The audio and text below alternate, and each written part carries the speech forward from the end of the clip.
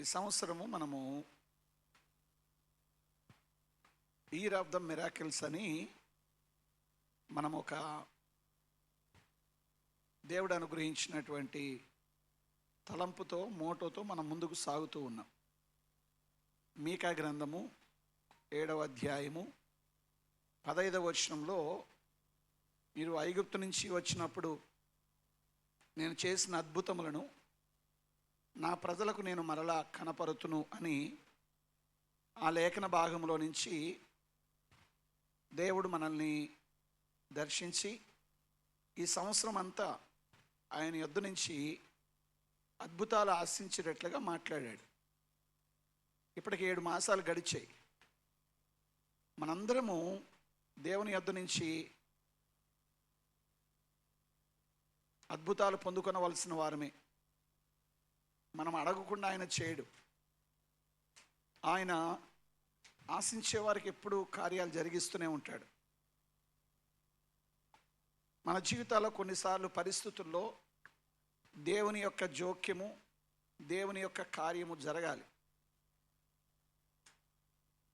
ఇంకో మాట చెప్పాలంటే అద్భుతం కావాలి. అద్భుతం అనేది, అసలు అద్భుతం అంటే ఏంటి? అద్భుతం అంటే సహజ నియమాలకు అతీతముగా ప్రత్యక్షమైన దైవ శక్తి మన జీవితంలో ఒక అసాధారణమైన కార్యాన్ని చేయడమే అద్భుతం. ఆయన అద్భుతం చేశాడంటే అది అసాధారణంగా ఉంటుంది, అది దైవ శక్తితోనే జరుగుతుంది, అది సహజ నియమాలకు అతీతంగా జరుగుతుంది. అంటే ఈ భూలోకంలో ఉండే నియమాలకు భిన్నంగా జరుగుతుంది. అది అద్భుతం.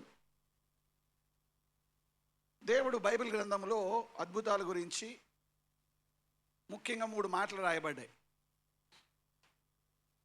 సూచనలు అని. సూచన కూడా ఒక అద్భుతమే, కానీ సూచన ఒక వర్తమానాన్ని ఇస్తుంది. అంటే ఒక అద్భుతం చేస్తాడంటే ఒక వర్తమానాన్ని దేవుడు తెలియజేస్తున్నాడని అర్థం. 2 అద్భుతాలు, వండర్స్ జరిగాయి. ఈ వండర్స్ ఎప్పుడూ కూడా ప్రజల జీవితాల్లో ఆశ్చర్యాన్ని, భయాన్ని కలిగిస్తాయి. అలా జరుగుతూ ఉంటాయి. కొన్ని కార్యాలు చూసినప్పుడు ప్రజలు భయపడిన సందర్భాలు ఉన్నాయి, ఇలా జరుగుతుందా అని. అలాంటివి కూడా దేవుడు చేయగలిగిన వాడు. ఇక 3వది సూచక క్రియలు, లేకపోతే శక్తి కార్యాలు. ఈ శక్తి కార్యాలు అనేవి దేవుని యొక్క శక్తిని, సామర్థ్యాన్ని మనకు చాలా స్పష్టంగా కనపరుస్తుంది. ఆ కార్యాల్లో ఇది దేవుడు చేస్తే తప్ప జరగదు అన్నట్టుగానే ఉంటాయి. దేవుని యొద్ద నుంచి వచ్చే ప్రతి అద్భుతంలో మనము 3 సంగతులు తెలుసుకోవచ్చు. ఒక అద్భుతం మొట్టమొదటిగా దేవుడు ఏమై ఉన్నాడు అనేది రుజువుపరుస్తుంది. ఆ అద్భుతం ద్వారా దేవుడు ఎవరు అనేది నీకు తెలుస్తుంది. యేసు ప్రభు ఉప్పొంగుతున్నటువంటి సముద్రాన్ని, గాలిని గద్దించగానే ఈయన ఎవరో అంటే, ఈయనకి ఈ సృష్టి కూడా లోబడుతుందే, ఆయన గురించిన ఒక స్పష్టమైన అవగాహన వచ్చింది వాళ్ళకి.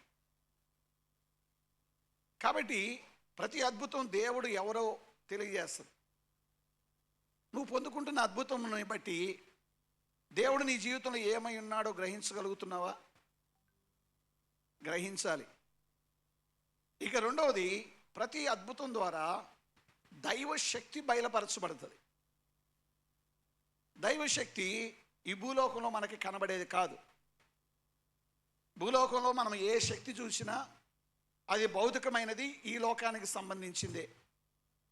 కానీ దేవుడు చేసే అద్భుతము ద్వారా తన ఎంత శక్తిమంతుడో బయలుపరచబడుతుంది. దాన్ని బట్టి మనకు ఒక స్పష్టమైన అవగాహనకు వస్తాం. ఇది దేవుడు మాత్రమే చేయగలడు, ఇది దైవశక్తి మాత్రమే జరిగిస్తుంది అని. అది 2వది. ఇక 3వది, ప్రతి అద్భుతము దేవుని మహిమను తెలియజేస్తుంది. నువ్వు నేను పొందుకునే అద్భుతాలు దేవుని మహిమను తీసుకురాకపోతే అవి అద్భుతాలు కానేరు. అందుకని మనము అద్భుతాల కొరకు అడిగే మనము కేవలము మన స్వలాభం కొరకే అడగద్దు. ప్రతి అద్భుతం వెనక దేవునికి మహిమ ఉండాలి. ఒకవేళ అలాగూ లేదంటే దేవుడు అద్భుతాన్ని చేయడు. దేవుడు ఎప్పుడూ కూడా ప్రతి అద్భుతం వెనక దైవ మహిమను కోరుతాడు. మనందరం అలాగూ కోరుకోవాల్సిందే. అందుకనే కొన్నిసార్లు దేవా నీ మహిమ కొరకు కార్యాలు చేయి ప్రభు అని మనం అడగాలి. అది తప్పనిసరి. మనమందరము చదివిన లేఖన భాగంలో దేవుని యేసుని బాగా ప్రేమించిన కుటుంబాన్ని గురించి, ఆ కుటుంబంలో జరిగిన ఒక సంఘటన గురించి రాయబడింది. ఇద్దరు సహోదరీలు, తన తమ్ముడికి బాగలేదు, ఏసైకి ఇన్ఫార్మ్ చేశారు. ఏసయ్య రాలేదు, రెస్పాండ్ అవ్వలేదు. ఈలోపు లాజరు అంటే తమ్ముడు చచ్చిపోయాడు. చనిపోయిన వాళ్ళని ముంచుకోలేంగా, ఫ్యూనరల్ చేయాల్సిందే, భూస్థాపన చేసేశారు. ఆ తర్వాత 4 రోజులు అయింది అప్పటికి భూస్థాపన చేసి. ఇప్పుడు యేసయ్య ఆ గ్రామానికి వచ్చాడు. ఆ గ్రామం బేతనియ గ్రామం. ఆయన రావడం యేసయ్య లాజరు యొక్క సమాధి దగ్గరికి వెళ్ళడానికి ఇష్టపడ్డాడు. ఆయన వస్తున్నాడనే సంగతి మార్తకు తెలిసింది. మార్త ఎదుర్కొంది. తర్వాత నెమ్మదిగా మరి వచ్చింది. ఇప్పుడు ఆ సమాధి దగ్గర నిలబడినప్పుడు యేసయ్య అంటున్నాడు, ఇదిగో ఆ సమాధికి ఉన్నటువంటి ఆ బండరాయిని తొలగించండి. అప్పట్లో గుహను తొలిచి లోపల బాడీ నుంచి బయట ఒక పెద్ద రాయిని అడ్డంగా పెట్టేవాళ్ళు. సో ఇప్పుడు దాన్ని తీయాలంటే మరికొంతమంది సహాయం కావాల్సిందే. ఈ సహోదరులతో పాటు ఊర్లో వాళ్ళు కూడా వచ్చారు. ఎందుకంటే వీళ్ళు కేవలము యేసయ్యకి మాత్రమే ఇష్టలు కాదు, ఆ ఊరికి కూడా ఇష్టమైన వాళ్ళే. అందుకనే చాలామంది వాళ్ళు కూడా వచ్చారు. వచ్చిన తర్వాత ఎప్పుడైతే ఆ రాయి తీయమన్నాడో వెంటనే మార్త స్పందిస్తూ ఉంది. ఆ మాట మనము ధ్యానించే మాట ఈరోజు. ఏమంటుంది చూడండి, 39. యేసు రాయి తీసివేయడని చెప్పగా, రిమూవ్ ద స్టోన్, లేకపోతే రోల్ అవే ద స్టోన్ అని చెప్పినప్పుడు చనిపోయిన వాని సహోదరి అయిన మార్త, ప్రభువా అతడు చనిపోయి 4 దినములైనది గనుక ఇప్పటికీ వాసన కొట్టునని ఆయనతో చెప్పాను. యేసయ్య అన్నాడు, సమాధికున్న రాయిని తొలగించండి అంటే ఈమంటుంది, అయ్యా 4 రోజులైంది, శవము కుళ్ళిపోయి ఉంటుంది, భయంకరమైన దుర్గంధం బయటకు వస్తుంది అని చెప్తుంది. అసలు యేసయ్య సమాధి దగ్గరికి ఎందుకు వచ్చినట్టు? చనిపోయాడని యేసయ్య కూడా తెలుసు. ఆ సంగతి శిష్యులతో అంటాడు, చనిపోయాడు పదండి మనం వెళ్దాం అంటాడు శిష్యులతో.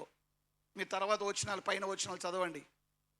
ఇప్పుడు మరి యేసయ్య చనిపోయారని తెలిసినప్పుడు ఒకవేళ వారిని ఓదార్చడానికి వస్తే ఎక్కడికి వెళ్ళాలి? ఇంటికి వెళ్ళాలి. ఇంటి వాళ్ళు అక్కడ ఉంటారు, సమాధి దగ్గర ఉండరుగా, అక్కడ ఉంటారు, ఇంటి దగ్గరికి వెళ్ళాలి. కానీ ఆయన సమాధి దగ్గరికి వచ్చాడు. మరి ఈయన ఇక్కడికి ఎందుకు వచ్చాడు? రాయి ఎందుకు తీయమంటున్నాడు? మార్తకు అర్థం కాలేదు. మార్త మనందరం ఎట్లా ఆలోచన చేస్తామో అట్లే ఆలోచన చేసింది. అందుకని అంటుంది, అయ్యా వాసన కొడుతుంది, దుర్గంధం వస్తుంది, ఇప్పటికి 4 రోజులు అయిపోయింది అని మాట్లాడుతూ ఉంది. అసలు యేసయ్య 4 రోజుల తర్వాత ఎందుకు వచ్చాడు? వారిని ఓదార్చడానికి కాదు, వారి జీవితంలో అద్భుతం చేయడానికి వచ్చాడు. ఆయన ఒక తన శక్తి కార్యాన్ని జరిగించడానికి వచ్చాడు. ఆ సంగతి వారికి తెలియట్లేదు. ఇప్పుడు యేసయ్య ఆ రాయి తీయమన్నప్పుడు ఆమె ఏం చేయాలి? ఆయన దొర్లించండి, ఆయన ఏం చేస్తాడో చూద్దామనాలి. కానీ ఆమె అంటుంది, యేసయ్య చెప్పిన దానికి భిన్నంగా మాట్లాడుతుంది. అయ్యా తీస్తే కానీ వాసన వస్తుంది. యేసు ప్రభు తల్లి కానా పెండ్లి విందులో పరిచారకులతో అంది, ఆయన మీతో చెప్పునది చేయండి, మారు మాట్లాడొద్దు, ఆయన ఏది చెప్తే అది చేయడం నేర్చుకోండి. ఎప్పుడైతే ఆయన చెప్పింది చేస్తారో అద్భుతం జరిగింది 2వ అధ్యాయంలో. కానీ ఇక్కడ ఈ అధ్యాయంలో 11వ అధ్యాయంలో అద్భుతం చేయడానికి యేసయ్య వచ్చాడు. ఓదార్చడానికి వస్తే ఇంటికి వెళ్ళేవాడు, కానీ ఓదార్చడానికి రాలేదు. ఆయన వచ్చింది అద్భుతం చేయడానికి. ఆ సంగతి తెలియక, అంటే మార్త చెప్పే మాట ఏమంటే, ఇంకొక మాటలో చెప్పాలంటే, రాయి తీయొద్దు, రాయితో పనేముంది, ఇప్పుడు ఎందుకు తీసేది అనవసరంగా. అంటే ప్రభు ఒకటి చేయాలనుకుంటున్నాడు, కానీ మనం ఒకటి తలుస్తాం. దేవుడు ఒకటి కార్యం జరిగించాలనుకుంటాడు, కానీ మనం భిన్నంగా ఆలోచన చేస్తూ ఉంటాం. మార్త తన జీవితంలో యేసయ్య చేయదలిచిన అద్భుతాన్ని ఇంకో మాట చెప్పాలంటే తానే అడ్డుకుంటూ ఉంటుంది. ఆ రాయి దొర్లించండి ఎందుకన్నాడు? అద్భుతం చేయబోతున్నాడు. కానీ ఈమె తన ఎదురుగా, తన ముఖానికి ఎదురుగా అడ్డుబండను పెట్టుకుంటుంది. అంటే ఆటంకాన్ని అద్భుతాన్ని స్వీకరించట్లేదు, తను తాను ఆటంకపరుచుకుంటుంది. దేవుని బిడ్డలారా, దేవుడు ఎల్లప్పుడూ అద్భుతాలు చేయడానికి ఇష్టడు. దేవుడు ఎల్లప్పుడూ అద్భుతాలు చేయడానికి ఆయన ఇష్టపడతాడు. ఎందుకంటే తన గురించి తెలుస్తుంది, తన శక్తి బయలుపడుతుంది, తనకు మహిమ వస్తుంది. కాబట్టి అద్భుతం చేయడానికి దేవుడు ఎప్పుడు ఇష్టంగానే ఉంటాడు. కానీ చాలాసార్లు మనము అవసరతలో ఉన్న మనము, అద్భుతం కావాల్సిన మనమే ఆటంకపరుస్తూ ఉంటాం. మనమే అద్భుతం జరగకుండా మనమే ఒక అడ్డుగా ఉంటాం. దేవుని యొక్క కార్యము మన జీవితంలో జరగకుండా మనమే దాన్ని అడ్డగిస్తూ ఉంటాం. ఈ ఉదయకాల సమయంలో అందుకనే నీ అద్భుతాన్ని నువ్వు ఆటంకపరుచుకోవద్దు. ఆటంకపరుచుకుంటే దేవుడు ఏం చేయగలడు? ఏమీ చేయలేడు. ఆయన అడ్డుబండను తొలగిస్తే అద్భుతం జరుగుతుంది. కానీ ఏమంటుంది? అడ్డుబండ తీయొద్దు అంటే అద్భుతాన్ని తానే ఆటంకపరుచుకుంటుంది. ఇంతకీ ఆ అద్భుతాన్ని ఆటంకపరచడానికి ఏవి మన జీవితాల్లో అడ్డుబండలుగా ఉన్నాయి? దేవుని కార్యము, దేవుని అద్భుతం మన జీవితాల్లో జరగకుండా ఏవి ఆటంకాలుగా ఉంటున్నాయి, ఏవి అడ్డుబండలుగా ఉంటున్నాయి? ఈ లేఖనంలో నుంచి 4 ప్రాముఖ్యమైన విషయాలు మీ ఎదుటకు తీసుకురావాలని నేను ఇష్టపడుతున్నాను. 4 విషయాలు. దేవుని బిడ్డలారా, దేవుడు అద్భుతాలు చేసే దేవుడు. నేను సర్వశక్తి కలిగిన దేవుడును అంటాడు. ఆయన ఒక్కడే మహా ఆశ్చర్య కార్యములు చేయగలవాడు అని కీర్తన గ్రంథంలో కీర్తనకారుడు చెప్తూ ఉన్నాడు. అయితే మనం ఎందుకు పొందుకోలేకపోతున్నాం? 7 మాసాలు అయ్యింది. దేవుని అద్భుతం కొరకు ఇంకా ఎందుకు మనము ఎదురు చూస్తూనే ఉన్నాం? ఎందుకు పొందుకోలేకపోతున్నాం? అద్భుతాల సంవత్సరంగా దేవుడు ప్రకటించినప్పుడు మన జీవితంలో ఎందుకు అద్భుతం జరగట్లేదు? ఆయన నా పట్ల వ్యతిరేకంగా ఉన్నాడా? కాదే. ఆయన ఎప్పుడు కూడా తన ప్రజల పట్ల సుముఖంగా ఉండేవాడే, తన ప్రజల్ని ఎప్పుడు దీవించాలనుకునేవాడే. మరి 7 మాసాలుగా నా జీవితంలో కార్యం ఎందుకు జరగట్లేదు? కార్యం జరగకపోవడానికి దేవుడు కారణం కాదు. మన అద్భుతాలని మనమే ఆటంకపరుచుకునే అవకాశాలు ఉన్నాయి. నీ అద్భుతాన్ని నువ్వు ఆటంకపరుచుకోవద్దు. నువ్వు ఆటంకపరుచుకుంటే దేవుడు ఏం చేయగలడు? ఒకవేళ ఈరోజు ఈ మాటలు విన్న తర్వాత మనము మన జీవితంలో ఒకవేళ ఇప్పటికే అడ్డుబండలుగా ఆటంకాలుగా ఉంటే మనం వాటిని తీసివేసుకోవాలి. వాటిని తీసివేసుకుంటే అద్భుతము మన జీవితంలో జరుగుతుంది. హల్లెలూయా. దేవుడు చివరికి మనం అధ్యాయం చూస్తే లాజరు లేపబడ్డాడు, దేవునికి మహిమ వచ్చింది, చాలామంది ప్రజలు దీవించబడ్డారు, రక్షించబడ్డారు. అలాగే దేవుడు మహిమపరచబడ్డాడు, తన కుటుంబము ధైర్యపరచబడింది, ఓదార్చబడింది, తిరిగి తన తమ్ముడిని వారు పొందుకోగలిగారు. కాబట్టి దేవుడు అద్భుతాలు చేయగలిగిన వాడే, కానీ నువ్వు ఆటంకపరుచుకోవద్దు. ఇంతకీ ఏంటి ఆటంకాలు? 4 ఆటంకాలు మీ ఎదురుకు తీసుకురావాలని నేను ఇష్టపడుతున్నాను. ఈ లేఖనంలో నుంచి మనం చూద్దాం. ఇప్పుడు రండి, లేఖన భాగాన్ని చదువుదాం. 11వ అధ్యాయము.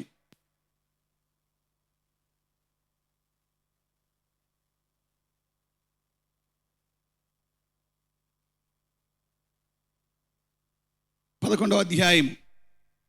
ఈ మాట చదివేందుకు పక్కన వాళ్ళు చెప్పండి, సిద్ధంగా ఉండండి అని చెప్పండి. ఆటంకాలు తొలగించుకోవడానికి సిద్ధంగా ఉండండి అని కదా. ఎందుకంటే ఆటంకాలు తొలగించబడితే అద్భుతాలు జరుగుతాయి. కానీ నువ్వు ఆటంకాలు తొలగించుకోవాలంటే నువ్వు మొదట మెలకువకుండా వినాలి. నిద్రపోతే ఎట్టింటావు? అందుకే పక్కన చెప్పండి, సిద్ధంగా ఉండండి అని చెప్పండి. Be ready, be ready. Hallelujah. 11వ అధ్యాయము 20. మార్త యేసు వచ్చుచున్నాడని విని ఆయనను ఎదుర్కొన వెళ్ళిన కానీ మరియ ఇంటిలో కూర్చుండి ఉండెను. మార్త యేసుతో, ప్రభువా, నీవిక్కడ ఉండిన ఎడల నా సహోదరుడు సావకుండును. మనం చదివిన లేఖన భాగంలో యేసు ప్రభు 4 రోజులైంది ఆయన వస్తూ ఉన్నాడు బేతనికి. ఊరి దగ్గరికి రాగానే ఎవరో వర్తమానం ఇచ్చారు, యేసయ్య వస్తున్నాడు అని. వెంటనే యేసయ్య వస్తున్నాడు అనగానే యేసయ్య పట్ల ఉన్న ఆ ప్రేమను బట్టి ఆమె పరిగెత్తుకుంటూ వెళ్ళింది, యేసయ్యని ఎదుర్కొంది. యేసయ్యని ఎదుర్కొని ఇప్పుడు యేసయ్యతో అంటుంది, యేసయ్య, నీవు కానీ ఇక్కడ నుండుంటే నా తమ్ముడు చచ్చిపోయేవాడు కాదు. అంటే ఇంకో మాటలో, నా తమ్ముడు చనిపోయాడు, వాడిని సమాధి చేసేసాం, వాడు ఇప్పుడు సమాధిలో హాయిగా నిద్రపోతూ ఉన్నాడు అని చెప్తుంది. దేవుని బిడ్డలారా, ఇక్కడ మనము మనుషులమైన మనందరం కూడా వీఆర్ బౌండ్ టు టైం. మనందరం కూడా కాలంలో ఉన్న ప్రజలం. కాలంలో మనకి పుట్టిన రోజు ఉంది, చచ్చే రోజు ఉంటుంది, అంతే కదా. అంటే మన జీవితము life between birth and death, అంతే కదా. ఇదే మన జీవితం. అంటే మనము ఒక సమయంలో ఉంటున్నాం. మనము సమయం అనేటువంటి చట్రము లేకపోతే సమయం అనేటువంటి బాక్సులో ఉంటున్నటువంటి వారు మనం. మనము ఎక్కడికి వెళ్ళినా, నీవు నేను కూడా ఎటు వెళ్ళినా ఆ సమయం వరకే వెళ్ళగలం, అంతకు మించి వెళ్ళలేం. నువ్వు ఎంతవరకు వెళ్ళగలవు? ఇప్పుడు 10-17 అయింది, 10-17 వరకే నేను వెళ్ళగలను. 17-18లోకి వెళ్ళాలంటే నేను ఎదురు చూడాలి. లేదా 10:30లోనికి వెళ్ళాలి అంటే 12 గంటలకి నేను వెళ్ళాలి అంటే నేను ఎదురు చూడాలి. నా లిమిట్ ఇప్పుడు వరకే, నా లిమిట్.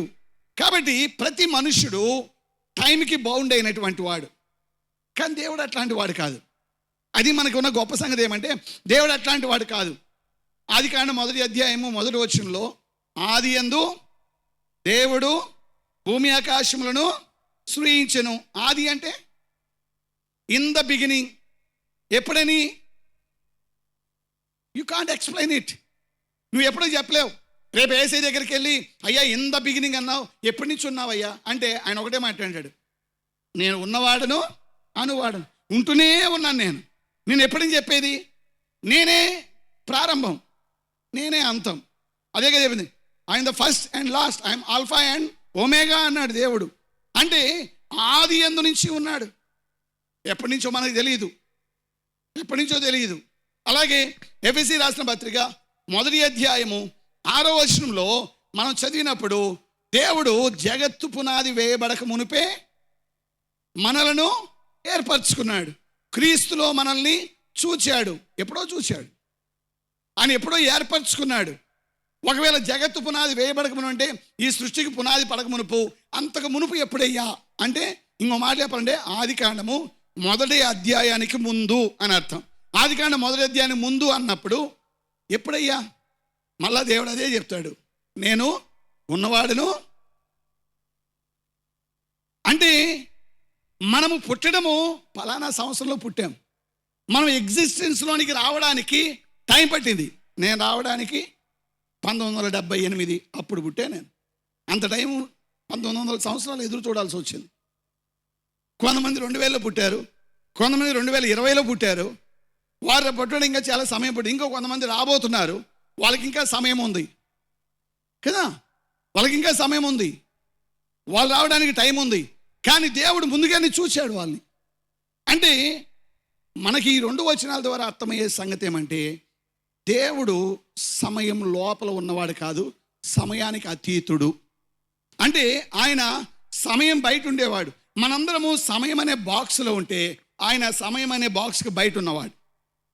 సో మనకు అది మనకు తెలిసి ఉండాలి. మొదట మనందరము సమయంలోనే ఉన్నాం, మనందరం సమయం. అందుకని మీరు ఈ అధ్యాయాన్ని బాగా చదివితే ఎక్కువగా టైం గురించి చెప్పబడింది. చూడండి, కొన్ని వచనాలు చదువుదాం రండి. ఇప్పుడు మొదటిగా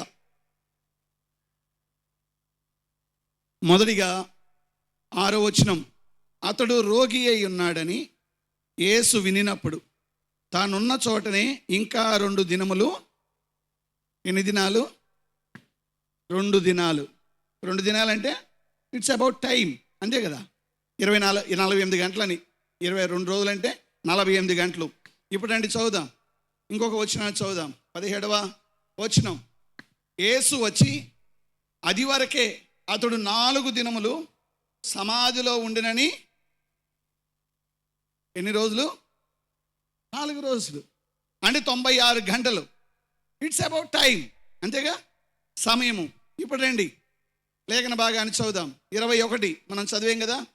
ప్రభువా నీవు ఇక్కడ ఉండిన ఎడల అంటే అర్థం ఏంటి? యేసయ్యతో ఏమంటుంది మార్త, నువ్వు ఇక్కడ అంటే 4 రోజుల క్రితం వచ్చుంటే అద్భుతంగా ఉండేదయ్యా. 4 రోజులు నువ్వు క్రితం వచ్చుంటే, సమాధిలో పెట్టకముందు వచ్చుంటే, లేకపోతే చావక ముందు వచ్చుంటే ఎంత బాగుండేది. అంటే మార్త కూడా సమయాన్ని గురించే మాట్లాడుతుంది. సమయం గురించే మాట్లాడుతుంది. ఇప్పుడు రండి 32. ఆమె ఏడ్చుడియు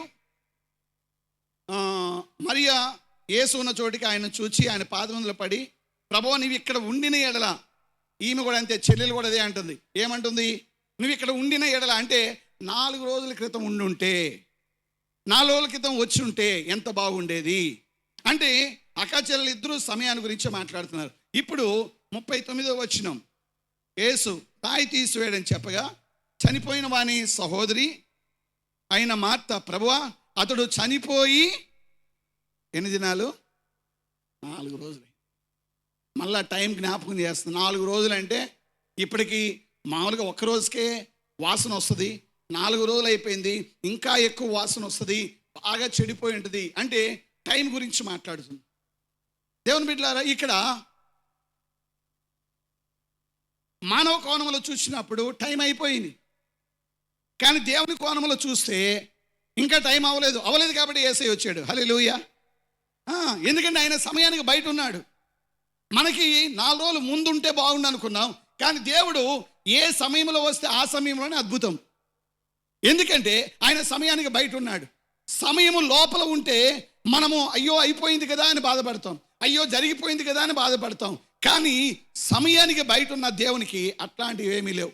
ఆయన ఎప్పుడైనా కార్యం చేయగలిగిన వాడు. అంటే దేవుని నుంచి అద్భుతాన్ని పొందుకోకుండా మనల్ని ఆటంకపరిచే మొదటి విషయం ఏమంటే ఎర్త్లీ టైం ఫ్రేమ్.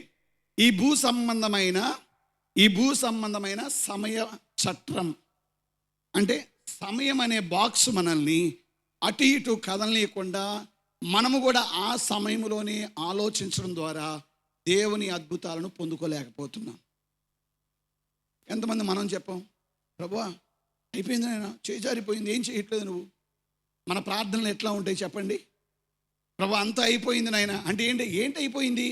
టైం అయిపోయింది. నాకెట్లా వస్తుంది, నాకెట్లా జరుగుతుంది? టైం అయిపోయింది. టైం అయిపోతే టైం నాకైపోయింది, కానీ దేవుని కావలేదుగా. నేను డిగ్రీ ఎగ్జామ్స్ రాసిన వెంటనే బైబిల్ కాలేజ్కి అప్లై చేసుకున్నా. కలకత్తాలోను బెంగళూరులో వస్తే సరే ముందు కలకత్తాకి వెళ్దాం అనుకున్నా, వద్దనుకున్నా. మళ్ళీ ఎందుకో బెంగళూరుకే నడిపింపు వచ్చింది. అక్కడికే వెళ్ళాలనుకున్న, దగ్గర ఉంటుందిలే, వచ్చిపోవడానికి బాగుంటుందని ఇక్కడి నుంచి బెంగళూరు వెళ్ళాను. బెంగళూరు వెళ్ళిన తర్వాత ముందు బీటీహెచ్లో జాయిన్ అయ్యాను. 1 నెల ముందు మాట్లాడేటప్పుడు సార్ వారు అడిగి ఏం చదివారంటే డిగ్రీ. అంటే డిగ్రీ అయితే నువ్వు ఎందుకు బీటీహెచ్ జాయిన్ అయ్యావు, ఎండీలో చేరొచ్చు కదా అన్నారు. అంటే నా సర్టిఫికేట్స్ రాలేదు సార్ ఇంకా అన్న. అంటే సర్టిఫికేట్స్ వచ్చినప్పుడు సబ్మిట్ చేయి, ఆగస్టులో వస్తాయి సార్ అంటే అప్పుడే సబ్మిట్ చేయి, నువ్వు ఎండీకి ప్రమోట్ అవ్వాలని చెప్పి ఎండీకి పంపించారు. ఎండీలో చదువుతా ఉన్నప్పుడు ఆగస్టులో ఇప్పుడు రావాలి. ఈలోపు రిజల్ట్ కూడా వచ్చింది. రిజల్ట్ ఏమని వచ్చిందంటే ఫెయిల్ అని వచ్చింది. ఒక సబ్జెక్ట్ ఫెయిల్ అని వచ్చింది. సో నేను మొత్తానికి సార్కి ఏదో చెప్పి సర్టిఫికేట్ తీసుకొస్తానని వచ్చాను. వచ్చిన తర్వాత అప్పటికి నేను వచ్చేసరికి తిరిగి ఎగ్జామ్ కట్టడానికి కూడా టైం అయిపోయింది. దేనికి అయిపోయింది? ఎగ్జామ్ కట్టడానికి, తిరిగి ఎగ్జామ్ రాయడానికి, అంటే ఇప్పుడు అక్టోబర్లో రాయడానికి లేదు, మరలా మార్చి వరకు నేను అప్పుడైనా రాస్తాను. కాకపోతే ఇప్పుడు ఎండో నుంచి మరలా బీటెక్స్కి రావాలి కదా నేను. అప్పటికి 3 నెలలు అయిపోయింది చదువు. ఎట్లా? చాలా బాధ అనిపించింది. ఎందుకు ఇలా జరిగింది అనుకున్నాను. మొత్తానికి వచ్చాను, మా ఫ్రెండ్ తీసుకెళ్ళాను ఎస్కే యూనివర్సిటీలో. అక్కడ ఆఫీసులో మాట్లాడుతూ ఉంటే, సారీ సార్, సారీ, ఇప్పటికే టైం అయిపోయింది, ఎగ్జామ్ కట్టుకోవడానికి కూడా అవకాశం లేదని. ఇక ఏం చేయాలో అర్థం కాలేదు. టైం అయిపోయింది. ఇంకెప్పుడంటే మళ్ళీ వచ్చే సంవత్సరమే. చూడండి, మన టైం ఎప్పుడు, మనకు ఒక టైం లిమిట్ ఉంటుంది. మన మనుషులం, మనకు టైం లిమిట్ ఉంటుంది. ఈలో మా ఫ్రెండ్ అన్నాడు, సరే టీ అన్న దాదాం రా అని చెప్పి అక్కడికి తీసుకెళ్ళాడు. మా ఫ్రెండ్కి తెలిసిన ఫ్రెండ్ ఆపే కూడా వచ్చాడు. ముగ్గురిని టీ తాగుతూ ఉంటే నా సర్టిఫికేట్స్ అన్నీ తీసుకున్నాడు. ఆ ఫెయిల్ అయిన ఆ మార్క్ లిస్ట్ కూడా తీసుకున్నాడు. తీసి మొత్తం చూస్తున్నాడు. ఏం సబ్జెక్ట్ పోయింది ఏంటి అనేది అన్నీ చూస్తూ ఉన్నాడు. అన్నీ చూసి సడన్గా ఒక్క మాట చెప్పాడు. కాదు, అప్పుడు బ్రో లేదులే, లేదా బ్రో అనేవాడు. బ్రో అనేది ఇప్పుడు కదా, అప్పుడు లేదు బ్రో. కాబట్టి కాదు బాస్, నువ్వు పాస్ అయ్యావు కదా అన్నాడు. నేను ఎట్లా పాస్ అయ్యాను అంటే, ఆయన అంటున్నాడు, అన్ని సబ్జెక్టులు పాస్ అయ్యి అది ఎన్ని 1 మార్కు 2 మార్కులు తక్కువ వచ్చాయి, 2 మార్కులు. ఖచ్చితంగా నీకు గ్రేస్ మార్క్స్ కలుపుతారు, 5 మార్క్స్ కలపాలి, వాళ్ళు కలపడం మర్చిపోయారు. ఇప్పుడే 2 నిమిషాల సమయం అని లోపలికి వెళ్ళాడు. ఆఫీస్లోకి 10 నిమిషాలు ఉన్నాడు. కొత్త మార్కులు తీసుకొచ్చి చేతులు పెట్టాడు. హల్లెలూయా. అసలు తెచ్చి మార్కులు చేసి అక్కడ పెట్టాడు అంతే. నాకు టైం అయిపోయింది, కానీ నా దేవునికి టైం అవ్వలేదు కదా. మనకెప్పుడు టైం అయిపోతుంది. నీ దేవుని చేతిలో నుంచి. అప్పుడు నేను ఆ సర్టిఫికేట్ తీసుకుని సంతోషంగా సార్కి వెళ్ళి ఇచ్చేసాను. దేవుని బిడ్డలు నేను ఏం చెప్తున్నానండి, మనకి టైం అయిపోయింది. మాట అదే అంటుంది, టైం అయిపోయింది, 4 రోజులు అయిపోయింది ఇప్పటికే, ఇక జరగదు. దేవుని బిడ్డలారా, మొట్టమొదటిది, మనము సమయం అనే చట్రంలో ఇరుక్కుంటే మనం నష్టపోతాము. అందుకనే మొదటిది, మనము దేవుని సమయముతో ఏకీభవించడానికి మనం ఇష్టపడాలి. నువ్వు ఇప్పుడు దేవుని బిడ్డవి. నువ్వు దేవుని బిడ్డవి అంటే దాని అర్థం ఏమంటే, నువ్వు దేవునితో కలిసి ప్రయాణం చేస్తున్నావు. దేవునితో కలిసి ప్రయాణం చేసేటప్పుడు ఆయన సమయంలోనే నువ్వు కూడా కదలాలి. నువ్వు ఆయనతో ఉండి నేను 2 గంటలు లేట్ అయ్యా అనొద్దు. ఎట్లా అంటావు? ఈ అమెరికా నుంచి ప్రయాణం చేసి వచ్చేవాళ్ళు, అప్పట్లో మిషనరీ బాగా వచ్చేవాళ్ళు, వాళ్ళు అనేవారు, వాళ్ళు ఒకటి జెట్ ల్యాగ్ అని ఉంటుంది. జెట్ ల్యాగ్ అంటే అర్థం ఏమంటే, వాళ్ళకి మనకి 12 గంటల సమయం తేడా. 12 గంటలు. మనం ఇక్కడి నుంచి అక్కడికి వెళ్ళినా, వాళ్ళు అక్కడి నుంచి ఇక్కడికి వచ్చినా, సపోజ్ వాళ్ళు ఈ టైంలో దిగారు అనుకో, ఈ టైము ఈరోజు ఆదివారం పొద్దున్న 10:30, వాళ్ళకి రాత్రి 10:30, శనివారం రాత్రి, ఆదివారం రాత్రి కాదు, శనివారం రాత్రి. ఇంకా వాళ్ళకి ఆదివారం రాలేదు, మనమే ముందున్నాం. సో వాళ్ళు ఇప్పుడు వస్తే వాళ్ళ బాడీ ప్రయాణం చేసి వచ్చారు కదా, వాళ్ళ బాడీ నిద్రను కోరుతుంది. బాడీలో ఉండే క్లాక్ వాళ్ళ నిద్రను కోరుతుంది. మరి ఇప్పుడు వచ్చి వాక్యం చెప్పకుండా నిద్రపోతే ఎట్లా ఆయన? అంటే ఇక్కడున్న సమయానికి తన బాడీని తాను అలవాటు చేసుకోవాలి. అప్పుడే తాను వాడబడతాడు, తాను ఏదైనా చేయగలుగుతాడు. అట్లానే మనము దేవుని నమ్ముకున్నాం. మనందరం కూడా దేవునితో ప్రయాణం చేసే మనము దేవుని సమయంలోనికి ఎందుకు అలవాటు పడట్లేదు? దేవునితో ఉంటున్నాం, కానీ మనం ఏమంటున్నాం? నా సమయం అయిపోయిందయ్యా. మనము మానవ కోణంలోనే మాట్లాడుతున్నాం. మనము దేవుని సమయాన్ని గురించి ఆలోచన చేయట్లేదు. మనం మానవ సమయాన్ని గురించే ఆలోచిస్తూ నాకు అద్భుతం జరగాలనుకుంటున్నావు. ఎట్లా జరుగుతుంది? నువ్వు కూడా దేవుని సమయంలోనికి రావాలి కదా. ఆ జెట్లాగా నీకు పోవాలి. బహుశా కొత్తగా వచ్చే వాళ్ళకైతే కనీసం 2 రోజులు ఇబ్బంది పడతారంట. 2-3 రోజులు వాళ్ళు వచ్చి ఇక్కడ అలవాటు పడ్డానికి. వాళ్ళకి వారు నిద్రపోయే టైంలో పని చేయాలి, పని చేసే టైంలో నిద్రపోవాలి. ఎంత కష్టంగా ఉంటుంది, ఎంత ఇబ్బందికరంగా ఉంటుంది. కొన్నిసార్లు దానికి అలవాటు పడలేను. అందుకని ఇప్పుడు సాఫ్ట్వేర్ కంపెనీస్లో ఇట్లాగూ నైట్ షిఫ్ట్లు కలిగిన వారు దానికి అలవాటు పడలేక అనారోగ్యాలు పాలవుతూ ఉంటారు. మన బాడీ దానికి అడ్జస్ట్ అవ్వలేదు కొన్నిసార్లు. కొంతమంది అవుతారు, కొంతమంది కాలేరు. కాబట్టి ఇప్పుడు మనము దేవుని సమయానికి దేవునితో నడుస్తున్నాం. 10 సంవత్సరాలు, 20 సంవత్సరాలు, 30 సంవత్సరాలు. నీకు ఎన్ని సంవత్సరాలు టైం కావాలి దేవుని సమయంతో నడవడానికి? దేవుని సమయంలోనికి నువ్వు అలవాటు పడడానికి నీకు ఎంత టైం కావాలి? ఎందుకంటే నువ్వు దేవుని సమయంలోనికి వస్తే తప్ప అద్భుతం జరగదు. మీరు ఎక్కడైనా చదవండి, మీరు ఏదైనా చేయండి, ప్రతి అద్భుతము దేవుని సమయంలో జరుగుతుంది. హల్లెలూయా. అబ్రహాముకి దేవుడు కుమారుని ఇవ్వడానికి 25 సంవత్సరాలు పట్టింది. ఏం విశ్వాసం లేదా? విశ్వాసం ఎందుకు లేదు? నువ్వు లేచి నీ తల్లిదండ్రులను విడిచిపెట్టి నువ్వు నీ దేశాన్ని వదిలి నీ బంధువులు విడిచిపెట్టి నేను చూపించే దేశానికి వెళ్ళమంటే పొద్దున్నే లేచి బయలుదేరి వెళ్ళాడు కదా, అన్నీ వదులుకొని వెళ్ళాడు. మరి విశ్వాసం లేదని ఎట్లా చెప్తాం? ఇక్కడ అబ్రహాంకి లేనిది విశ్వాసం కాదు. అబ్రహాంకి లేనిది విశ్వాసం కాదు. అబ్రహాము తాను దేవుని సమయంలోనికి అలవాటు పడ్డానికి 25 సంవత్సరాలు పెట్టింది. అందుకనే మధ్యలో తన సమయంలో పిల్లల్ని గబగబా కనీయ టైం అయిపోతుందని చెప్పి ఇంకొక ఆమెను తెచ్చుకొని పిల్లవాడికి అన్నాడు. టైం అయిపోతుంది. అందుకనే దేవుడు 97 సారాన్ని కలిసినప్పుడు, అబ్రాహాముని కలిసినప్పుడు, 99 అబ్రాహాముని కలిసినప్పుడు వచ్చే సంవత్సరం నీకు కొడుకు పుడతాడంటే సారా నవ్వుకుంది, నా టైం అయిపోయింది అంది. ఆఫ్ కోర్స్ నీ టైం అయిపోయింది, కానీ దేవుని టైం అవ్వలేదుగా. నువ్వు ఇంకా నీ టైంలోనే ఉన్నావు. దేవుని టైంకి ఎప్పుడు వస్తావు? నీకు అద్భుతం జరగాలంటే దేవుని టైంతో మనం వెళ్తూ ఉండాలి. దేవుని టైంతో మనం జర్నీ చేస్తూ ఉండాలి. దేవుని టైంలోనికి మనం అలవాటు పడాలి.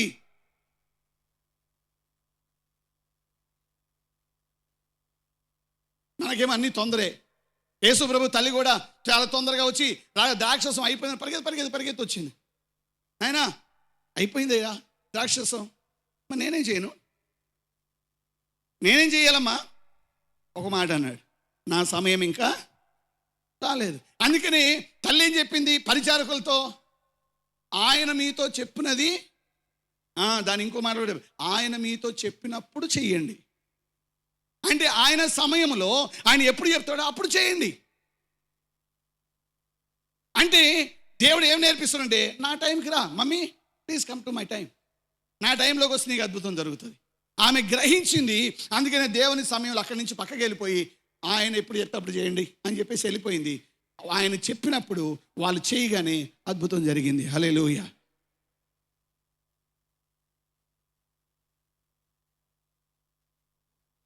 యేసు ప్రభు ఈ లోకంలో ఉన్నప్పుడు ఆయన ఒక మనిషిగా ఉండిగో ఆయన ఒక మనిషే. ఆయన మరియ గర్భం నుంచి వచ్చిన మనలాంటి వాడే. ఆయనకి అప్పుడు భూలోకంలో బర్త్ డేట్ ఉంది, డెత్ డేట్ ఉంది ఆయనకి.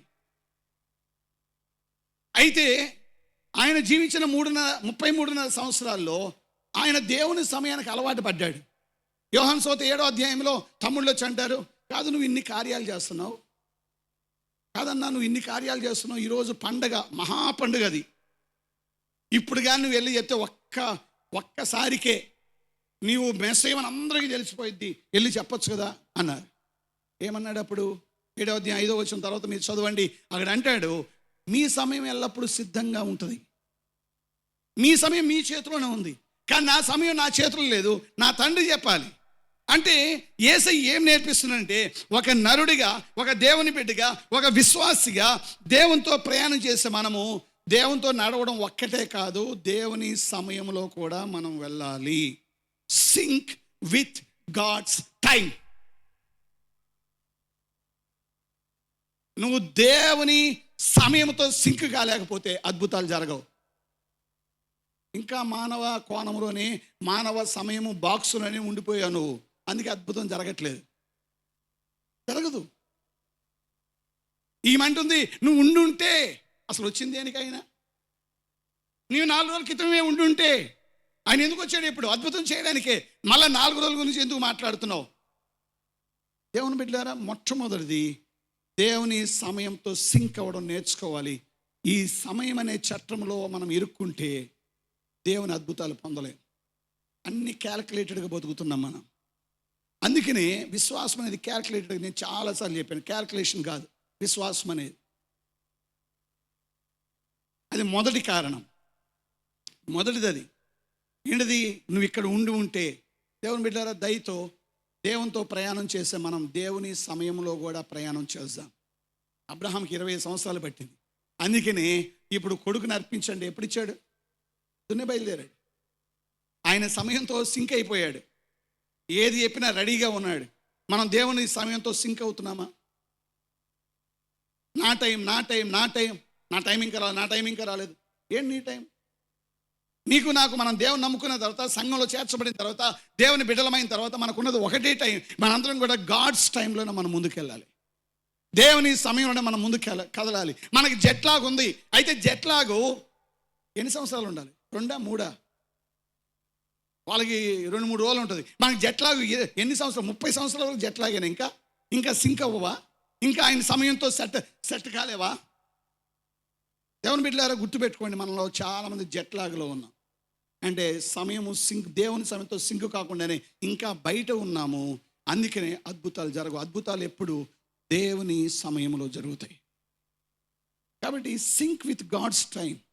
దేవుని సమయంతో సింక్ అవ్వాలి అంటే నువ్వు మానవ సమయం అనే బాక్స్లో నుంచి బయటికి రావాలి. అదే నీకు పెద్ద ఆటంకం.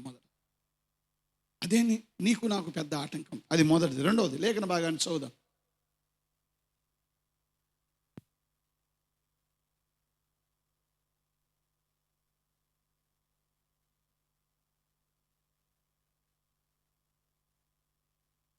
లేఖన భాగాన్ని చదువుదాం. 39. యేసు రాయి తీసివేయడని చెప్పగా చనిపోయిన వాని సహోదరి అయిన మార్త, ప్రభువా, అతడు చనిపోయినది 4 దినములైనది గనుక ఇప్పటికీ వాసన కొట్టునని ఆయనతో. ఆయన వెళ్ళడమే లాజరు సమాధి దగ్గరికి వెళ్ళాడు. అక్కడ నిలబడి, ఇదిగో రాయి తీయండి అన్నాడు. రాయి దొర్లించండి. కానీ వెంటనే జనరల్గా మార్త ఎక్కువ మాట్లాడుతుంది కదా. లూకాసు 10వ అధ్యాయం మనము చదివితే 38-42 వచనాల్లో మార్త ఎక్కువ మాట్లాడు. మరియా సైలెంట్. అక్క చెల్లెళ్ళు ఇప్పుడు ఒకరు మాట్లాడేవాళ్ళు ఉంటారు, ఒకరు మౌనంగా ఉండేవాళ్ళు ఉంటారు కదా. వారు ఎక్కువ మాట్లాడతారు, ఒక అస్సలు మాట్లాడరు. వీళ్ళు కూడా అంతే. మార్త ఎక్కువ మాట్లాడుతుంది, మరియా అస్సలు మాట్లాడదు. ఏదైనా 1-2 మాటలే మరియా. మీరు అందుకని మరీ చెప్పిన మాటలు ఎక్కడ ఎక్కువ చూడండి. కానీ మార్త ఎక్కువ మాట్లాడుతుంది. తీయగానే ఇంకా తీయలేదు. వాళ్ళు తీయడానికి వెళ్తుంటే వెంటనే అంటుంది, అయినా ఇప్పటికి 4 రోజులైంది, వాసన కొట్టును, కంపు కొడుతుందయ్యా. సరే, మార్త చెప్పిన దాంట్లో తప్పుందా? మార్త చెప్పిన మాట తప్పు మాటనా? తప్పు చెప్పిందా? తప్పేం చెప్పలేదే. మార్త చెప్పింది కరెక్టే. జనరల్గా ఆలోచన చేస్తే 4 రోజులు అయితే ఖచ్చితంగా వాసన వస్తుంది. ఆమె చెప్పింది తప్పు కాదు, ఆమె మాట్లాడే మాట తప్పు కాదు. కానీ ఇక్కడ ప్రాబ్లం ఏమంటే, దేవుని నమ్ముకున్న మనము దేవుని సమయానికి సింక్ కాలేకపోతున్నాం. రెండవది, దేవుని థింకింగ్కి మనం సింక్ కాలేకపోతున్నాం. మనం ఇంకా లాజికల్ థింకింగ్లోనే ఉండిపోతున్నాం. ఎందుకంటే మనం అక్కడి నుంచే వచ్చింది. మనం అందరం ఎక్కడి నుంచి వచ్చాం? సపోజ్ మనందరం ఒకప్పుడు పాపలం, ఈ కింద ఉండడం పాపలు అనుకుందాం. యేసయ్య నన్ను దర్శించాడు, నేను యేసుని నమ్ముకున్నాను. యేసుని నమ్ముకున్న తర్వాత నేను నా ఇంట్లోనే ఉన్నాను, నేను నా వీధిలోనే ఉంటున్నాను. కానీ దేవునిలో నా స్థితి పెరిగింది, నా స్థానం పెరిగింది. నేను సాధారణమైన లోకము నుంచి అసాధారణమైన, అంటే న్యాచురల్ వరల్డ్ నుంచి సూపర్ న్యాచురల్ వరల్డ్లోనికి వచ్చాను. నేను న్యాచురల్ వరల్డ్లో బతికాను, కానీ దేవుడు నన్ను రక్షించుకున్నాడు. ఇప్పుడు సూపర్ న్యాచురల్ వరల్డ్లోనికి నన్ను నడిపించాడు. ఇప్పుడు నేను సూపర్ న్యాచురల్గా థింక్ చేయాలి, సూపర్ న్యాచురల్గా మాట్లాడాలి, సూపర్ న్యాచురల్గా పనులు చేయాలి. కానీ మనమేమో న్యాచురల్లో ఉన్నాం, యేసు రక్తంతో కడగబడ్డాం, రక్షించబడ్డాం, సూపర్ న్యాచురల్లోకి వచ్చింది. కానీ మనం ఇట్లా ఉన్నాం. చాలాసార్లు న్యాచురల్గా మాట్లాడదాం. సూపర్ న్యాచురల్ ఎట్లా వస్తాయి? అందరూ ఉన్నట్లే ఈమె ఎందుకు మాట్లాడింది చెప్పనా? ఈమె ఎందుకు ఇట్లా మాట్లాడింది చెప్పనా? ఇప్పుడు రండి, ఒక వచనాన్ని చూపిస్తాను.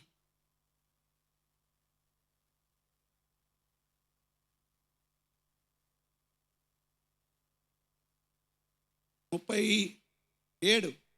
వారిలో కొందరు, ఎవరో కొందరు, ఆ ఇంటి చుట్టూ ఉన్న వాళ్ళు, బాగా తెలిసిన వాళ్ళు, లేకపోతే బంధువులు, లేకపోతే ఓదార్చడానికి వచ్చిన వాళ్ళు ఏమంటున్నారు? ఆ గ్రుడ్డివాని కన్నులు. ఏ గ్రుడ్డివాని కన్నులు? ఈ గుడ్డోడు ఎవడో తెలియాలంటే మనం బైబిల్ బాగా చదువుతూ ఉండాలి. ఎవరి గుడ్డోడు అంటే 9వ అధ్యాయంలో ఉన్న గుడ్డు ఆయన. 9వ అధ్యాయంలో ఉన్నాడు చూడండి. ఇప్పుడు వద్దులే, ఇంటికి వెళ్ళి చూడండి. 9వ అధ్యాయంలో ఉన్న గుడ్డే, అది మర్చిపోలేదు. ఎందుకంటే 9వ అధ్యాయంలో ఉన్న వ్యక్తి పుట్టుగుడ్డివాడు. వాడిని ఎప్పుడు చూస్తూనే ఉన్నారు. అతని జీవితం బాగా తెలుసు. ఇప్పుడు అట్లాంటి ఆయన కళ్ళు తెరుచుకొని బాగా వీళ్ళ ముందని అడుగుతున్నాడు బాగా. అందుకని వీళ్ళు మర్చిపోలేకపోతున్నారు అతన్ని. అందుకని ఇప్పుడు ఏమంటున్నారు, ఆ గుడ్డివాని కన్నులు తెరిచిన ఆయన వీడు చావకుండా చెయ్యలేడా? ఏం మాట్లాడుతున్నారు? లోకం ఏం మాట్లాడుతుంది అంటే న్యాచురల్గా మాట్లాడుతుంది. లోకం ఎప్పుడు న్యాచురల్గానే మాట్లాడుతుంది. దేవుని బిడ్డలారా, మీ బంధువులు న్యాచురల్గా మాట్లాడతారు. దేవుని బిడ్డలారా, ప్రభువు నమ్మని నీ భర్త, నీ భార్య, నీ తల్లిదండ్రులు న్యాచురల్గా మాట్లాడతారు. వాళ్ళు మాట్లాడేది తప్పు కాదు, కానీ natural. But you are in super natural ground. నువ్వు సూపర్ న్యాచురల్ గ్రౌండ్లో ఉన్నావు, కానీ నువ్వు మాట్లాడేది, నువ్వు తిరిగేది న్యాచురల్గా మాట్లాడే వాళ్ళతోనే. మీ క్లాసులో ఎంతమంది ఉన్నారు సూపర్ న్యాచురల్గా ఉన్న వాళ్ళు? ఒక్క క్రైస్తవ ఫ్రెండ్ పేరు చెప్పండి. ఎవరు ఉండరు. ఉన్నా మనం స్నేహం చెయ్యం అట్లాంటి వాళ్ళతో, మనం చెయ్యం. ఇప్పుడు మార్త ఇప్పటికి 4 రోజులు అయింది అని చెప్పడంలో తప్పే లేదు. ఎందుకంటే ఆల్రెడీ మాట్లాడే వాళ్ళు చుట్టూ చాలామంది ఉన్నారు న్యాచురల్గా. ఈమె ఇక్కడ ఉండాలి, ఒక కాలు ఇక్కడ వేసింది, ఒక కాలు ఇక్కడ వేసింది. మనము ఎంతమంది ఇట్లా ఉన్నాం? ఒక కాలు న్యాచురల్గా, మన మాటలేమో న్యాచురల్, చర్చకొత్తేనేమో సూపర్ న్యాచురల్. ఓ ప్రభో, హల్లెలూయా, స్తుతి మహిమ, గొప్ప దేవుడు మనకున్నాడు.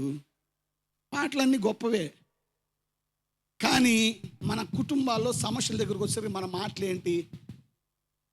ఒక్క విశ్వాసం మాట మాట్లాడుతున్నామా? మన పిల్లలతో కానీ మన కుటుంబస్తులతో కానీ ఏం భయపడద్దు, దేవుడు చూసుకుంటాడు, నువ్వు ఇది చెయ్యి అని నువ్వు చెప్తున్నావా? ఇంకేమైంది? అంతా పోయింది, సంగనాకి పోయింది అంతా. ముందే చెప్తావు నువ్వు, అంతా పోయింది. నువ్వేమీ మాట్లాడుతున్నావు? సూపర్ న్యాచురల్గా దేవుని దగ్గర నుంచి ఏమి ఆశిస్తున్నావు నువ్వు? ఈమెమంటుంది, అంతా అయిపోయింది అయ్యా, ఇప్పుడు వాసన వస్తుంది, ఇంకేముంది అక్కడ రావడానికి?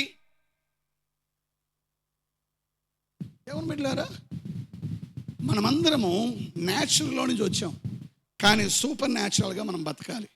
విశ్వాసం అంటే అది. ఇక్కడ ఉండేది విశ్వాసం కాదు. అందుకని యేసేమన్నాడు 40వ వచనంలో యేసుప్రభువు చెప్పిన మాట, నీవు నమ్మిన ఎడల దేవుని మహిమను చూస్తావు. లోకం ఏం చెప్తా చెప్పనా? ఫస్ట్ చూపించు, తర్వాత చేస్తాను. కానీ విశ్వాసం సూపర్ న్యాచురల్ అది ఇక్కడ ఇక్కడ ఇక్కడ ఏమంటారంటే ఫస్ట్ చూపించు, ఆ తర్వాత నమ్ముతాను. నీకు రోగం ఉందమంటే ఏది సార్? ఏ సార్? ఇదిగో రిపోర్ట్ చూడు, స్కానింగ్, ఇదిగో ఇక్కడ చూడు ఎట్లా ఉందో, మొత్తం ఊపిరితిత్తులన్నీ మొత్తం చెడిపోయాయి. అవును చెడిపోయాయ్యా. ఇది సూపర్ న్యాచురల్, ఇది న్యాచురల్. ఇప్పుడు సూపర్ న్యాచురల్ ఇక్కడ అలా కాదు. ఇక్కడ మొదట నమ్ము, తర్వాత కార్యం చూడు. మొదట నమ్ము, నువ్వు చూడాల్సిన పని లేదు, జరుగుతుంది, బాగవుతుంది. లేకపోతే నా తమ్ముడు బతుకుతాడు, నాకున్న సమస్యలు పోతాయి, నాకున్న రోగం పోతుంది, దేవుడు నాకు మేలు చేస్తాడు. నమ్ము. మనం నమ్మము, ఎందుకంటే మన చుట్టూ ఉన్న వాళ్ళందరూ న్యాచురల్ వాళ్ళే. మనం ఇక్కడే ఉండడానికి ఇష్టపడతాం. పైగా నేను క్రైస్తవునండి, ఒక కాలు ఇక్కడ, ఆదివారం ఇక్కడ, 6 రోజులు ఇక్కడ. దేవుని బిడ్డలారా, మనము సూపర్ న్యాచురల్లోనికి రాలేకపోతే దేవుని అద్భుతాలు ఎట్లా పొందుకుంటాం మనం? ఆమె మాట్లాడిన తప్పే కాదు, లాజికల్ థింకింగ్ కరెక్టే మాట్లాడింది. 4 రోజులైంది, ఖచ్చితంగా వాసన వస్తుంది. లేదు, నా ప్రభువు చెప్తున్నాడు తిరిగి వస్తాడని చెప్పగలమా? అందుకని ఎప్పుడు గుర్తుపెట్టుకోండి, యేసయ్య ఎప్పుడు అద్భుతం చేయాలన్నా అందుకని వారిని పరీక్షించాడు. వాళ్ళని ప్రశ్న అడిగాడు ఎప్పుడు కూడా యేసయ్య. ఏమని? వాళ్ళు న్యాచురల్గా ఉన్నారా, సూపర్ న్యాచురల్గా ఉన్నారా? వాళ్ళు ఎక్కడున్నారో తెలియని కోసం. అందుకని లూకాసు వార్త 18వ అధ్యాయం 41వ వచనంలో గుడ్డివాడు, భర్తమైన గుడ్డివాడు కేకలేస్తాడు. కేకలు వేస్తే రమ్మంటాడు. యేసయ్య దగ్గరికి రాగానే ఫస్ట్ యేసు అడిగిన మాట ఏంటి? నేను నీకు ఏమి చేయగోరుచున్నావు? నేను నీకేం చేయాలనుకుంటున్నావు అంటే, నాకు డబ్బులు ఇస్తావని. ఒక కాలు ఇక్కడ, ఒక కాలు ఇక్కడ. ఏమన్నాడు తెలుసా? అప్పటికే తాను సూపర్ న్యాచురల్ స్థితిలో ఉన్నాడు. అప్పటికే తాను తన దగ్గర ఉన్న ఆ లైసెన్స్ క్లాత్ని పడేసి వచ్చాడు. నాకు అవసరం లేదు ఇక దీంతో ఈ రోజు నుంచి. ఇప్పుడు నిలబడి తను అంటున్నాడు, నేను చూపు పొందగోరు. అంటే అర్థం ఏమంటే, నేను నమ్మే సత్యం ఏమంటే, నువ్వు నాకు ఇప్పుడు చూపునిస్తావు. ఇక్కడున్నాడు ఆయన. హల్లెలూయా. నువ్వు కింద ఉన్నంత కాలం న్యాచురల్ వరల్డ్లోనే మనం ఉండేది, న్యాచురల్ ప్రజలతోనే మనం తిరిగేది. కానీ నీ మాట సూపర్ న్యాచురల్గా ఉండాలి, నీ విశ్వాసము సూపర్ న్యాచురల్గా ఉండాలి, నీ క్రియ సూపర్ న్యాచురల్గా ఉండాలి. అప్పుడు అద్భుతం జరుగుతుంది. నీ ఆలోచన విధానం సూపర్ న్యాచురల్గా ఉండాలి, అప్పుడు అద్భుతం జరుగుతుంది. అంతేగాని అందరితో పాటు నువ్వు అలాగుంటే ఏం ప్రయోజనం? ఏం ప్రయోజనం? ఎందుకు అద్భుతం జరుగుతుంది? ఇప్పుడు చెప్పండి, అద్భుతం జరగకుండా ఉండడానికి కారణం అది కాదా? ఇప్పుడండి ఇంకో మాట చదువుదాం. మత్తయి సువార్త 13వ అధ్యాయం. మత్తయి 13:58 చివరి వచనం. వారి అవిశ్వాసమును బట్టి ఆయన అక్కడ అనేకమైన అద్భుతములు ఎక్కడా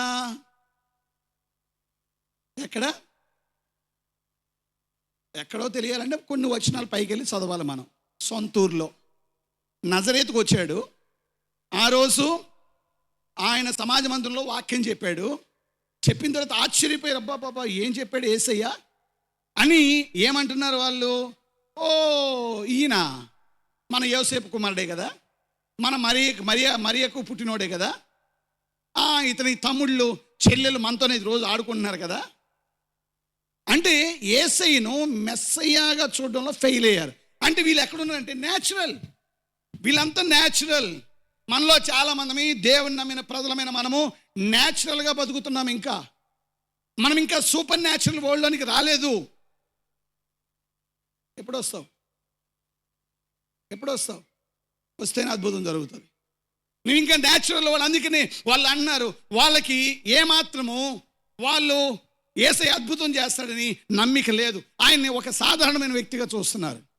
అందుకని యేసయ్య వారి మధ్య అద్భుతములు చేయలేదు. ఎందుకంటే న్యాచురల్గా ఉండే చోట యేసయ్య అద్భుతాలు చేయడు. సూపర్ న్యాచురల్ దగ్గర దేవుడు ఎప్పుడు అద్భుతాలు చేసేది. హల్లెలూయా. ఇప్పుడు చెప్పండి,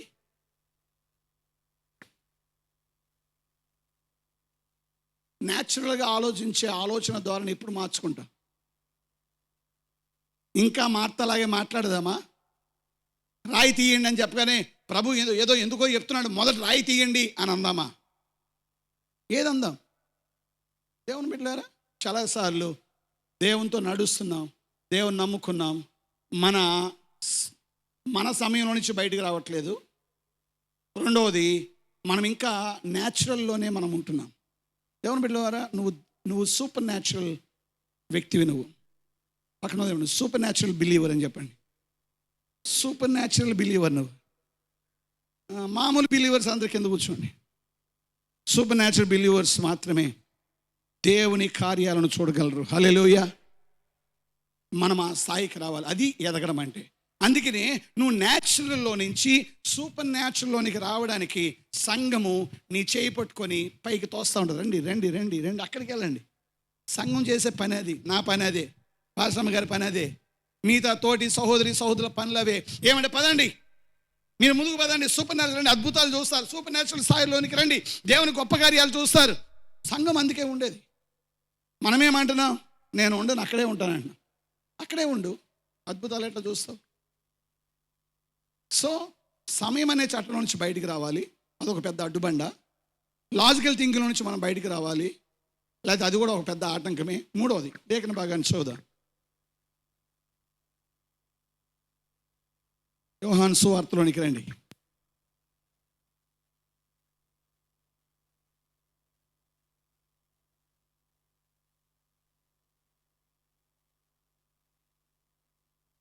యోహాను సువార్త 11వ అధ్యాయము 43. ఆయన అలాగూ చెప్పి లాజరు బయటికి రమ్మని బిగ్గరగా చెప్పగా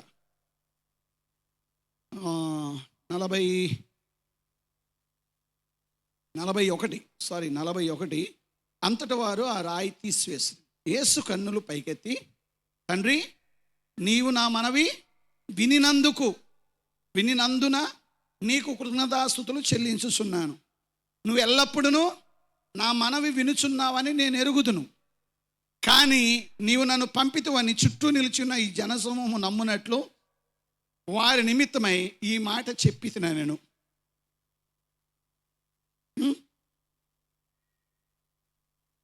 ఒక భాష నుంచి ఇంకో భాష నేర్చుకునేటప్పుడు ఆ భాషలో వాళ్ళకి ఏ పదాలతో పాటు ఇంకోటి తెలియాల్సింది ఏమంటే టెన్స్ తెలియాలి, కాలాలు. నేను రేపు వచ్చాను, నేను రేపు వచ్చాను.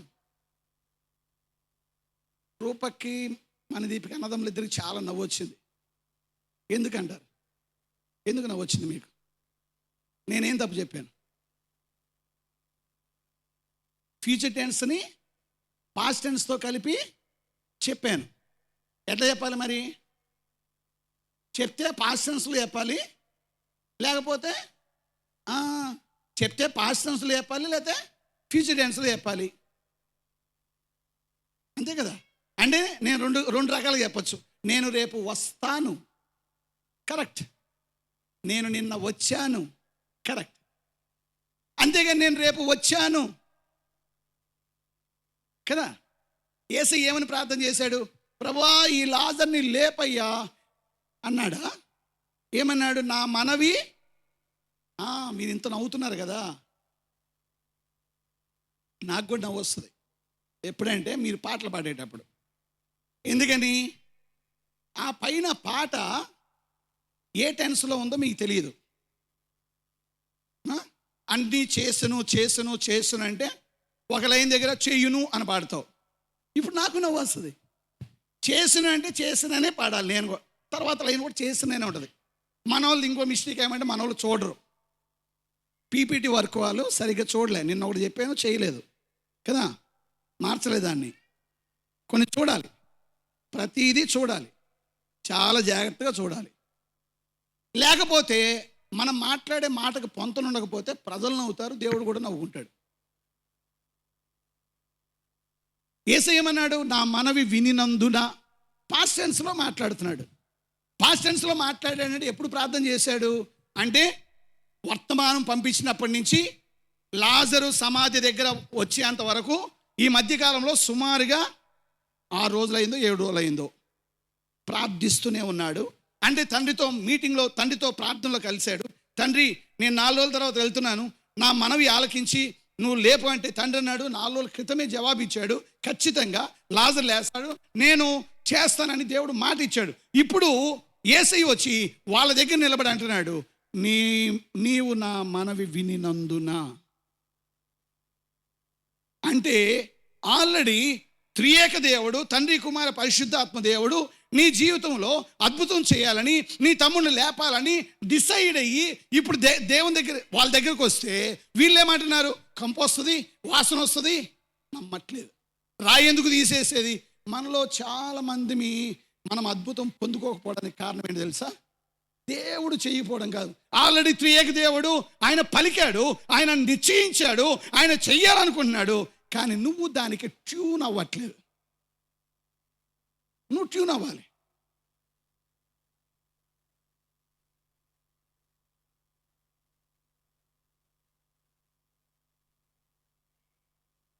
ఇక్కడ ఒక పాట ఉంది, ప్రాణప్రియుని స్వర్ణముఖము తేజోమయుని చూడబోదుము. దానికి ఏముంది?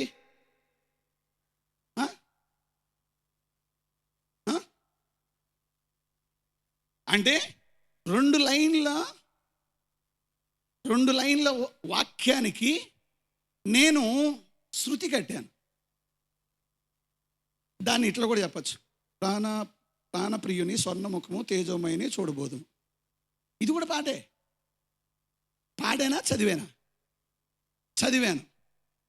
ఎందుకు నేను చదివాను అంటున్నారు? అప్పుడు పెదాలతో మాట్లాడి ఇప్పుడే ముక్కుతో మాట్లాడలేదు కదా.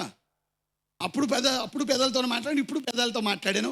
కాకపోతే అప్పుడు అదే మాటలు మాట్లాడాను, ఇప్పుడు అదే మాటలు మాట్లాడాను. కానీ దానికి దీనికి తేడా ఏమంటే నేను శృతి యాడ్ చేశాను. అంటే దానికి ఒక ట్యూనింగ్ ఉంది. ఆ ట్యూనింగ్ని ఇంకొక దాంట్లో పాడకూడదు. మనము ఒక పాట ట్యూనింగ్ తెచ్చి ఇంకో దాంట్లో పాడతాం. నీకు అసాధ్యమైనది ఏది లే, దానిపైన 3-4 పాటలు ఉన్నాయి. ఎత్తేటప్పుడు ఏ పాట ఎత్తుతాము?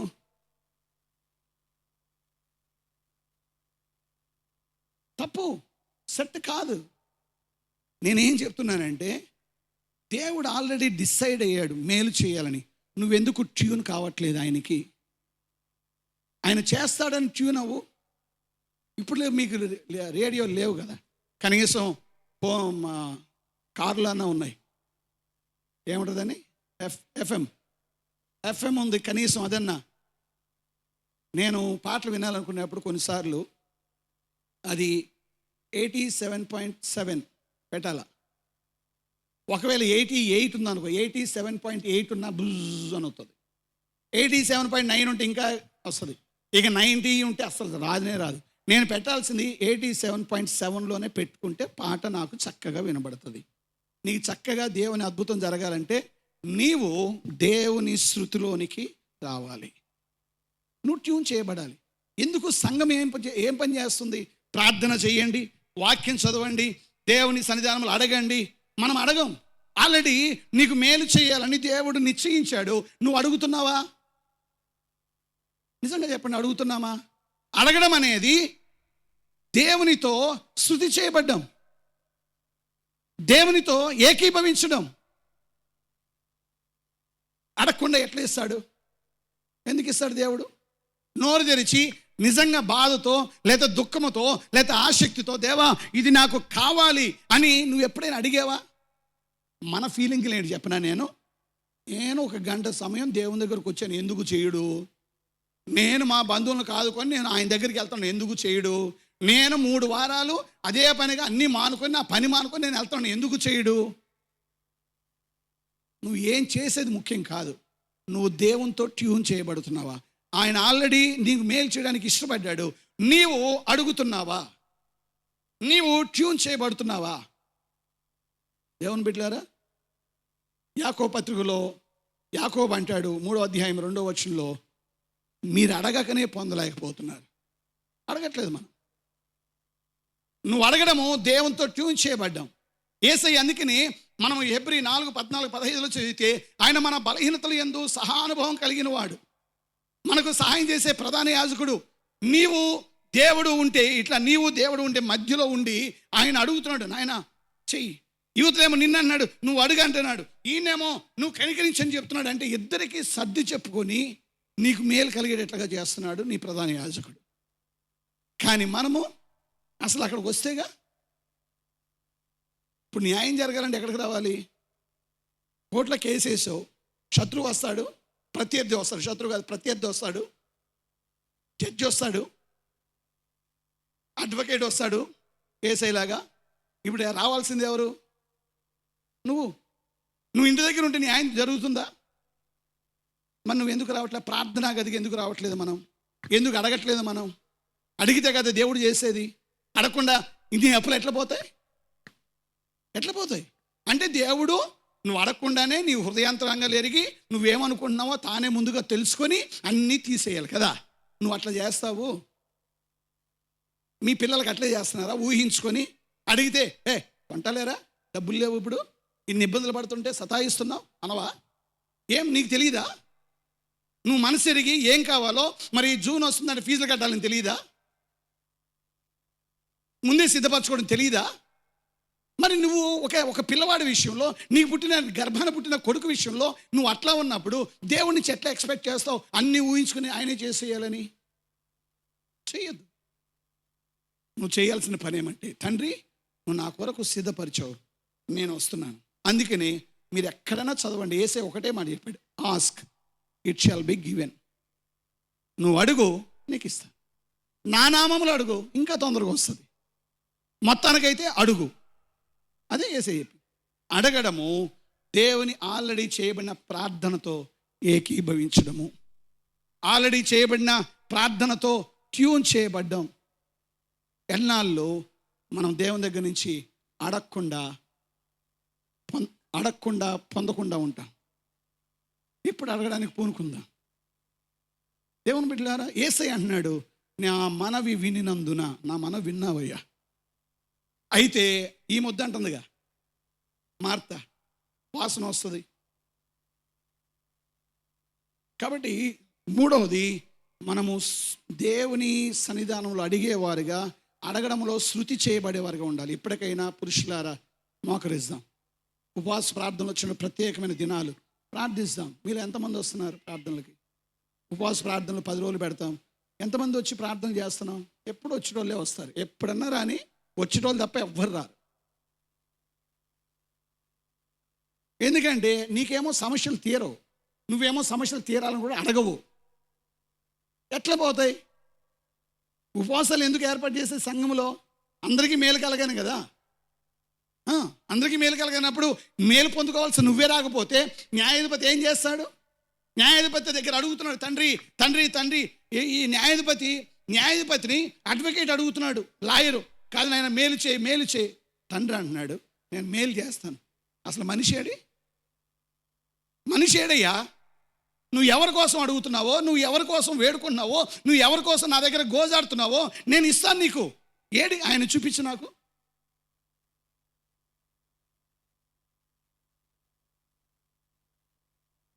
అద్భుతాలు ఎట్లా జరుగుతాయి? చివరిది మాట చదివి ప్రార్థన చేద్దాము. 11వ అధ్యాయం 43లోనికి రండి.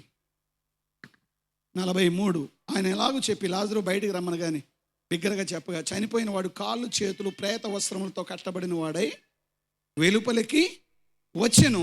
అతని ముఖమునకు రుమాలు కట్టి ఉండెను. అంతటి యేసు, మీరు అతని కట్లు విప్పి పోనీయుడని వారితో. యేసయ్య లాజరు బయటికి రా అన్నాడు. అట్లా అనడం చాలా మేలైంది. ఉట్టిగా బయటికి రా అంటే చాలామంది వచ్చేవాళ్ళు. అవును మరి, కాదు నాయన మేము ఎందుకు పిలిచాం, ఎట్లా పోయాడు అనుకున్నాం. మళ్ళీ నువ్వు పిలిచేసరికి మళ్ళీ ఈయనెట భరించేది అనుకుంటా కొంతమంది. దేవుడు ఎప్పుడు కూడా స్పెసిఫిక్. అందుకనే మనం స్పెసిఫిక్గా ఉండం. ఇవ్వండి ఊరికే ఏమి ఇవ్వాలి. కానీ దేవుడు చాలా స్పెసిఫిక్. లాజరు బయటికి రా. లాజరు ఒక్కడే వచ్చాడు. ఎట్లా వచ్చాడు? ఎంత అన్నీ కష్టపడి పరిగెత్తుకొని వచ్చాడా? బైబిల్ ఏం రాయబడింది? అన్ని ప్రేత వస్త్రములతో కట్టబడిన.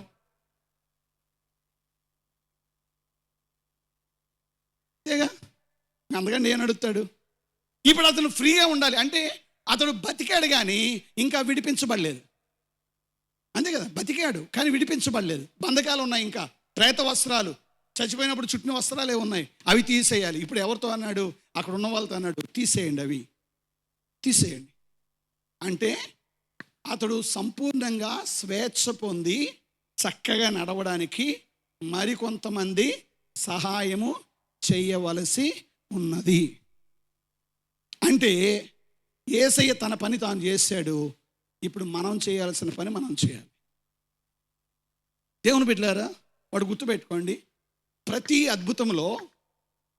అద్భుతంలో దేవుని పాత్ర ఉంటుంది, నీ పాత్ర ఉంటుంది. అంటే దేవుడు చేయాల్సిన దేవుడు చేస్తాడు, నువ్వు చేయాల్సిన నువ్వు చేయాలి. ఉదాహరణకి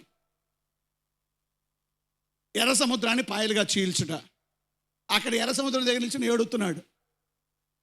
దేవుడు ఏమన్నాడు? తిట్టాడు. ఎందుకు నేను మోషే ఏడుస్తున్నావు, అట్టమొర పెడుతున్నావు, లేచి సాగిపో. అంటే అర్థం ఏంటి? వెళ్ళి నీ కాలు సముద్రంలో పెట్టు. కాదు నాయనా, అదంతా సముద్రం, నువ్వు కాలు పెట్టి చూడు. కాలు పెట్టగానే ఏమైంది? అతడు నడుస్తున్న కొలది నీళ్ళు వెనక్కి నడుస్తున్న కొలది నీళ్ళు వెనక్కి అడిగేసే కొలది నీళ్ళు వెనక్కి అది అంటే మన పాత్ర లేకుండా అద్భుతం ఎప్పుడు ఉండదు. తర్వాత గొలియాతును చంపడం. వీళ్ళందరూ గుడారాల దగ్గర కూర్చొని గొలియాత్ చావాలనుకుంటున్నారు. సౌలు తన సైన్యం ఎట్లా చేస్తారు? అందుకని ఒక వ్యక్తి రంగంలో దుంకాడు, యుద్ధ భూమిలోకి వెళ్ళాడు, అప్పుడు చచ్చాడు. ఎప్పుడు చచ్చాడు గొలియాతు? యుద్ధ భూమిలోకి వెళ్ళిన తర్వాత, బయట కూర్చున్నప్పుడు కాదు. నువ్వు నేను వెళ్ళాలి లోపలికి, అంటే మన పాత్ర ఉన్నది. తర్వాత సారేపద విధవరాలు అయ్యా మేము చచ్చిపోతున్నాం. చచ్చిపోవద్దు, మీరు బతుకుతారు. అయితే ఏం చేయాలి? మొదట అప్పాన్ని నాకు తీసుకునిరా. మొదటి అప్పం తీసుకొచ్చింది. బతికినంతకాలం, కరువు ఉన్నంతకాలం బాగా తిన్నారు వాళ్ళు, తన కుటుంబస్తులు అందరూ. తర్వాత అప్పులు కలిగిన స్త్రీ, 2 కుమారులు కలిగిన అప్పు కలిగిన స్త్రీ ఏముందయ్యా అంటే, నా దగ్గర నూనె కుండ ఉంది. నూనె కుండ చెప్పకుండా ఉండాలి కదా. లేదు, వెళ్ళి నూనె కుండలో పొయ్యిగానే అద్భుతం జరిగింది.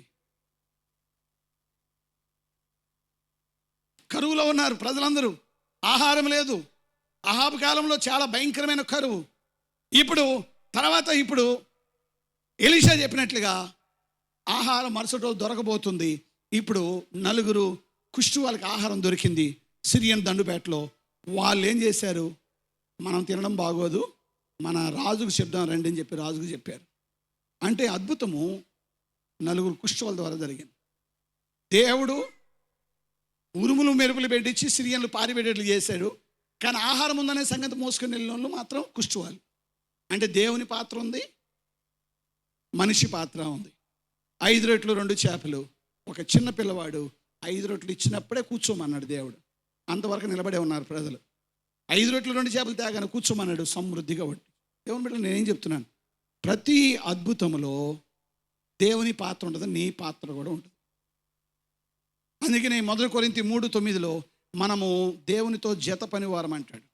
దేవునితో జత పనివారం. అంత మాత్రమే కదా. మార్కు సువార్త, ఈ మాట చదువు, ఇది బాగుంటుంది.